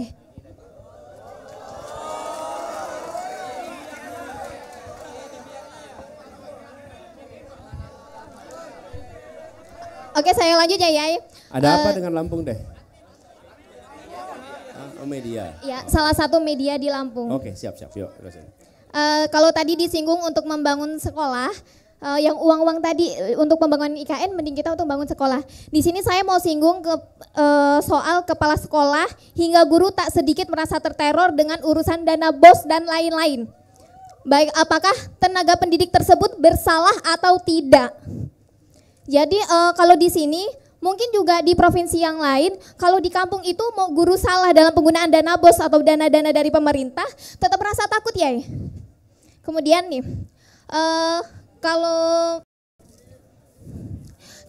menurut saya harusnya mereka tetap fokus untuk bagaimana mendidik anak-anak nih. Karena dari mereka SD, SMP, SMA itu adalah bekal-bekal untuk melanjutkan pendidikan di ini. Oh langsung ya. Oh sedikit, saya di sini untuk menantang Pak Anies apabila jadi presiden, bisakah untuk mengecek mekanisme dana pendidikan hingga ke kampung halaman. Silahkan cek dana BOS yang diturunkan ke pemerintah hingga guru-guru di bawah. Apakah ada potongan hingga guru-guru di bawah itu sampai bingung. Ini apa yang mau dibangun? Katanya suruh bangun sekolah, tapi untuk bangun WC aja gak cukup uangnya. Silahkan saya tantang kalau Pak Anies jadi presiden untuk cek langsung ke kampung-kampung halaman. Terima kasih. Ya, ini yang dikatakan Bella ini benar sekali. Dulu ketika kami mengirimkan guru-guru untuk menjadi pengajar muda, Itu ketika kita datang ke sebuah kabupaten. Saya kan bukan pejabat, saya aktivis NGO.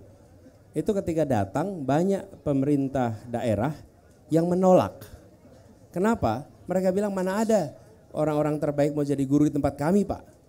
Kenapa mereka menolak? Mereka mengira kami ini auditor dana BOS. Jadi dikiranya anak-anak itu dikirim untuk menjadi auditor dana BOS karena dana BOS-nya sering bermasalah. Nah, ini bukan hanya dana BOS, tapi juga ada banyak transfer dana langsung ke bawah ya, ke tingkat ujung, apakah sekolah, apakah desa, yang di situ bisa dilakukan digitalisasi sehingga mengurangi potensi pemangkasan sepanjang jalan. Kemudian yang kedua adalah smart planning, di mana pemanfaatannya itu bisa disesuaikan dengan kebutuhannya. Jangan pemanfaatannya sudah ditentukan dulu oleh pusat. Kalau dengan pusat, di lapangan kenyataannya yang dibutuhkan beda dengan pusat. Dana desa juga sama seperti itu. Jadi pengalaman kami mengelola ketika kami di Jakarta dengan digitalisasi itu memudahkan sekali. Pada pelaporannya juga memudahkan dan pada pemanfaatannya dengan smart planning itu bisa dikerjakan. Lalu tentang otomatis pengawasan embedded di situ. Otomatis jadi satu. Gitu ya, Bella, makasih. Mungkin sedikit Pak, soalnya gini juga Pak, ada juga. Oke deh, oke Pak. Biar kebagian atu-atu yang lain, tadi baru muncul satu nih atu yang cantik, aku butuh atu-atu lain. Oke, yang di belakang boleh duduk dulu atu-atunya. Oke, hitungan 1, ketiga ya, 1, 1. Oke, 1 menit ya, biar atu-atu yang lain biar kedapatan. Oke, makanya oke. Ayo atu boleh? Ya oke. Atu 1 menit dari sekarang ya, mohon. Assalamualaikum warahmatullahi wabarakatuh. Hidup mahasiswa! Hidup mahasiswa! Hidup perempuan melawan! Hidup perempuan melawan! Sebelumnya, perkenalkan nama saya Ranti Hendriani. Saya mahasiswi dari kampus UIN Raden Intan Lampung. Ingin sedikit melontarkan pertanyaan yang menurut saya pantas untuk Bapak jawab dengan tegas dan lantang. Bila Bapak adalah sebuah pemimpin, Bapak sudah tahu sendiri, tanpa saya jelaskan lagi masalah mengambil uang itu adalah haram dan melawan hukum. Saya sebagai mahasiswa hukum di UIN merasa muak dengan adanya pejabat di dalam kementerian atau kabinet kerja menjadi tersangka dalam kasus korupsi. Apakah nantinya ketika Bapak menduduki kursi kerajaan di negara ini akan mengesahkan UU perampasan untuk para tersangka korupsi? Ketidakadilan di negara ini akan menjadi-jadi. Terima kasih, mungkin itu saja. Saya berharap Bapak bisa menjawab dengan tegas, lantang untuk memastikan bahwa Bapak lantas untuk menduduki kursi kepresidenan. Oke, terima silakan kasih. Yai Anis 2 menit dari Namanya sekarang. Siapa? Ranti, panggilannya? Tika. Oke. Ya, buat Atu Tika terima kasih. Jawabannya kami sudah berkali-kali mengatakan itu salah satu hal pertama yang akan dikerjakan. Pengesahan Undang-Undang Perampasan Aset. Dan itu sudah saya sendiri mengatakan, bahkan rekamannya ada. Sejak 2009, saya waktu itu di Paramadina, sebagai rektor, kami menjadikan mata kuliah anti korupsi sebagai mata kuliah wajib untuk setiap mahasiswa, MKDU. Jadi mata kuliah dasar umum yang harus diambil oleh setiap mahasiswa. Supaya mahasiswa punya pemahaman tentang apa itu korupsi, apa itu bukan korupsi. Dan pada waktu itu saya sudah menyampaikan bahwa Indonesia membutuhkan undang-undang ketentuan untuk pemiskinan, istilah saya waktu itu. Pemiskinan koruptor. Karena hanya dengan dimiskinkan koruptor akan jera. Jadi kami udah berkali-kali dan sekarang ditanya oleh Atu Tika, jawabannya tegas, ya itu akan dikerjakan. Terima kasih.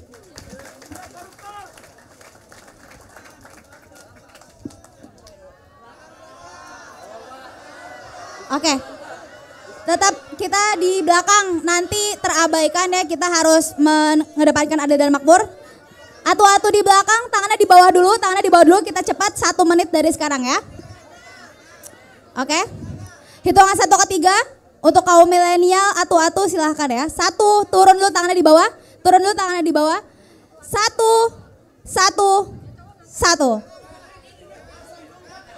Silakan Mbak yang atau yang pakai baju hitam. 1 menit ya Atu ya, tolong 1 menit, silakan maju. Oke, terima kasih banyak Pak. Duduk sama Bapak. Oke. Terima kasih banyak Pak atas kesempatannya. Perkenalkan, saya Huriah Aina Mardiah dari Fakultas Hukum Universitas Lampung. Gitu. Panggilannya Aina Pak. Iya. Oke, baik. Di sini kita semua sangat memahami bahwa Pak Anies adalah seorang yang sangat menggeluti dunia pendidikan, Pak. Dan kita mengetahui bahwa hari ini komersialisasi pendidikan tinggi dan korupsi di sektor pendidikan itu sangat merambak dimanapun, termasuk Unila sendiri, gitu, termasuk di wilayah Lampung.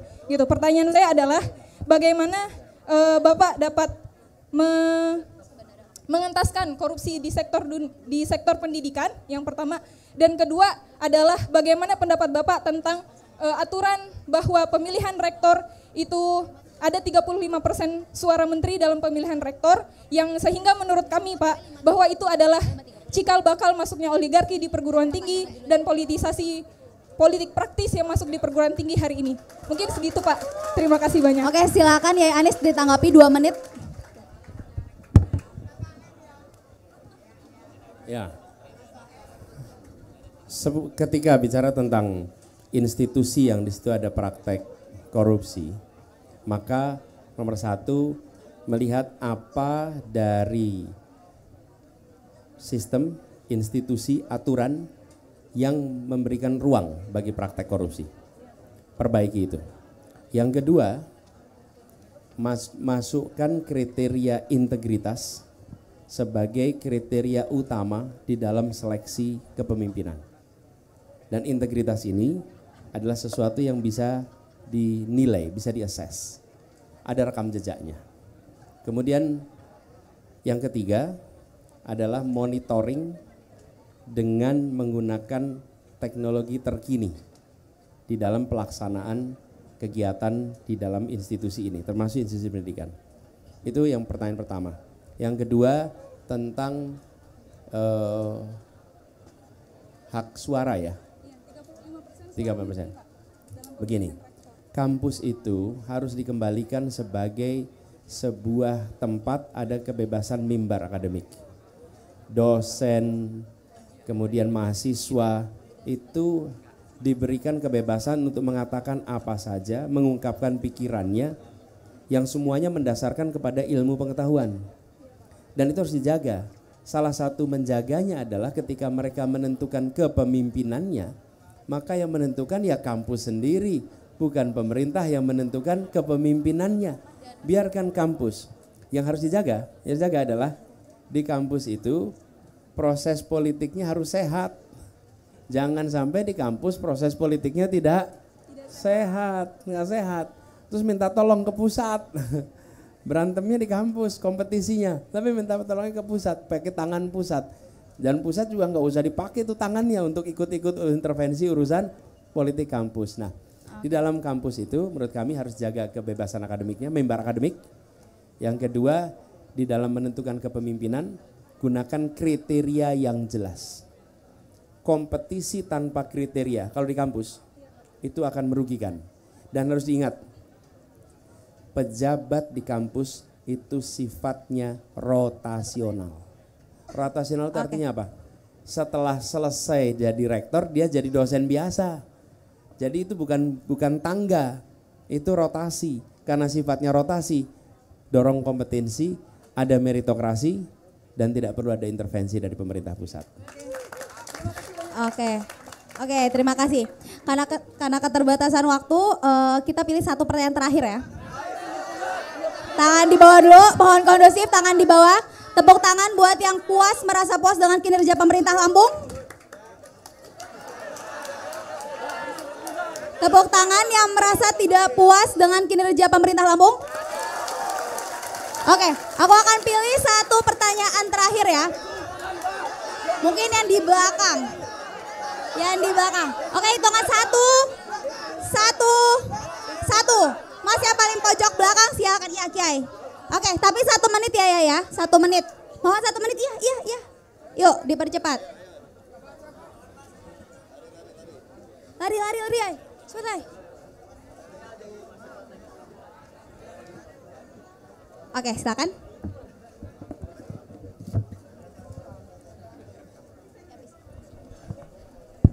Cik. Baik, sebelumnya Assalamualaikum warahmatullahi wabarakatuh. Mungkin ini untuk Yai Anies. Pertanyaan ini udah pernah ditanyain untuk baca pres, salah satu baca pres itu terkait lowongan pekerjaan.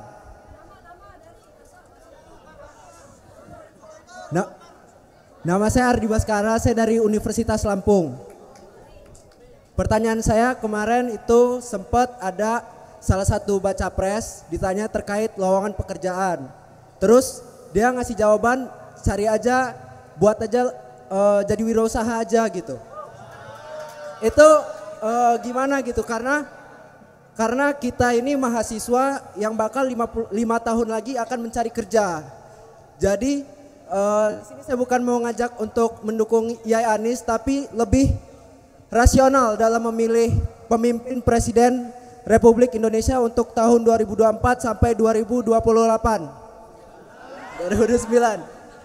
Jadi menurut Yai Anies gimana ini untuk mahasiswa mencari pekerjaan setelah lulus kuliah gitu. Terima kasih. Boleh ditanggapi 2 menit Yai. Gini, menurut saya kita pemerintah harus mendorong pertumbuhan industri yang padat karya. Selama ini investasi di Indonesia meningkat drastis. Tahun 2013 investasi kita itu 3.300 triliun. Tahun 2022 1.200 triliun, naik 4 kali lipat. Tetapi penyerapan tenaga kerja per triliunnya itu turun. Artinya investasinya padat modal.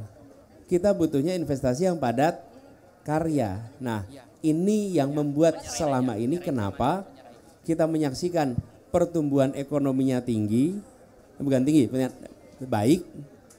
Kemudian investasi meningkat, tapi lapangan pekerjaan nggak nambah karena tidak padat karya. Nah, kita ingin untuk mendorong padat karya. Apa itu? Manufaktur, pertanian, perkebunan, peternakan. Sektor-sektor itu penyerapannya bisa sampai 44%. Jadi kami melihat itu satu. Lalu betul yang kedua, memberikan kemudahan akses permodalan untuk usaha mikro dan kecil. Supaya mereka langsung bisa menyerap tenaga kerja. Karena paling cepat. Di Jakarta itu begitu UMKM itu tumbuh, misalnya sebuah keluarga punya akses modal, beli mesin jahit 3, lalu salah satu ruangannya dipakai untuk mesin jahit, dia langsung merekrut tenaga kerja 3, langsung.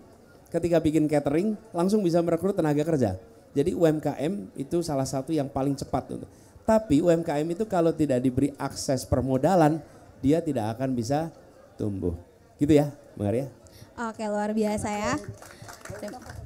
Oke, Yai Anies, ini tadi udah ditutup sebenarnya pertanyaan, tapi ada salah satu mahasiswa yang mau ngasih hasil kajiannya Yai Anies. Boleh dimaju 1 menit ya.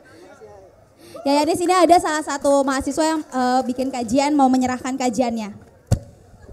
1 menit dari sekarang ya. Baik, terima kasih. Assalamualaikum warahmatullahi wabarakatuh. Hidup mahasiswa. Saya izin Yai Anies menyambut dari rekan saya tadi, saudari Aina yang telah menyampaikan beberapa hal terkait bidang pendidikan. Jadi kami dari BEM Universitas Lampung menyoroti bidang pendidikan yang ada di Lampung dan Indonesia. Hari ini kami memiliki draft kajian pendidikan Indonesia, reformasi pendidikan dasar, menengah dan tinggi, yang mana di sini dari akar sampai puncaknya ada beberapa hal yang kami soroti. terkhusus di bidang zonasi untuk pendidikan dasar menengah dan untuk 35% suara menteri terhadap pemilihan rektor, suara rektor terhadap pemilihan dekan, dan suara dekan terhadap pemilihan kajur. Maka ini harus dievaluasi dan kami menanti, menuntut dan mendesak Yai Anies untuk merealisasikan evaluasi kajian dari Permenristek Dikti nomor 19 tahun 2017 berkaitan dengan suara menteri 35%. Terima kasih. Karena ini membuat kampus menjadi semakin komersial dan kampus tidak mandiri. Terima kasih. Hidup mahasiswa. Oke, luar biasa ya. Terima kasih ya. Ini boleh difoto dulu. Oke teman-teman, demikianlah rangkaian acara Desak Anies kali ini. Aku mohon maaf, aku selaku Amanda Putri Ramdan, selaku pembawa acara, mohon maaf apabila ada salah kata, ada kekurangan. Jangan lupa terus pantengin Instagramnya Ubah Barang dan terus nantiin Desak Anies di kota-kota kalian ya. Wassalamualaikum warahmatullahi wabarakatuh. Teman-teman semua, terima kasih. Okay. Terima kasih sudah datang, terima kasih sudah tadi menunggu. Mudah-mudahan ini jadi tempat yang banyak pengalaman buat kita. Ditaruh di mana? Teman-teman yang berasa menanya nanti boleh hubungin panitia ya. Ada hadiah dari Pak Anies spesial buat teman-teman yang menanya.